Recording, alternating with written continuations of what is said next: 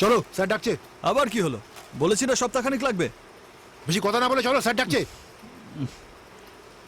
শোনো, আসতে বলেছো, এসেছি, আর সময় দিতে পারবো না। হ্যাঁ? কাস্টমাররা ওয়েট করছে, বলে দাও সপ্তাহখানিক পরে আসছি। আরে কি হলো, স্যার ডাকছে তো।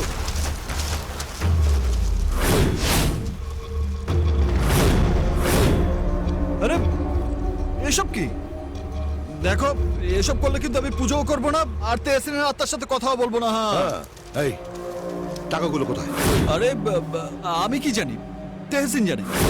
একদম চালাকি করবি না। তেহসিন যে কক্সবাজারে মারা গেছে সেটা তুই কি করে জানলি? দেখুন স্যার, আপনি আমায় ভুল বুঝছেন। আমি এসবের মধ্যে নেই। খেলা শেষ মাস। ওরা জেনে গেছে তুমি কক্সবাজার গিয়ে তেহসিনকে মেরে ওর লকার থেকে 750 কোটি টাকা চুরি করেছো। এবার খেলাটা হচ্ছে কে কাকে মারবে। ওরা তোমাকে না তুমি ওদের। তোমার খেলা আমি বুঝে গেছি। এবার এই তেহসিন আত্মা না, ওকে জিজ্ঞেস কর টাকাগুলো কোথায় লেগেছে। ওটা তেহসিন নয়, এই আপনাকে ছুঁয়ে বলছি। দেখুন, আপনি ভুল করছেন। আমাকে যেতে দিন, তাহলে আপনি বেঁচে যাবেন। এই আমার এলাকায় দাঁড়িয়ে আমাকেই ধমকে দিচ্ছিস? ওই টাকা না পেলে আমি তোকে মেরে পুঁতে রেখে দেবো। পাকা চুল বলে এতক্ষণ কিচ্ছু বলিনি। কাঁচা হলে না এতক্ষণে কেলিয়ে পাকিয়ে দিতাম।